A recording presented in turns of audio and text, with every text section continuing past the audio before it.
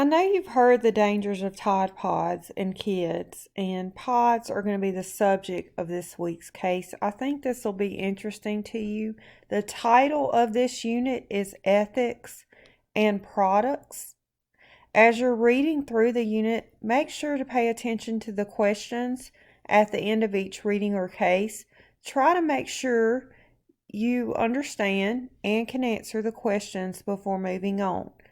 In order to complete this module, you will need to read Unit 8, Sections 8A, 8B, and 8C. Remember, these are found in your bookshelf. You will need to post in Case 8.10 discussion.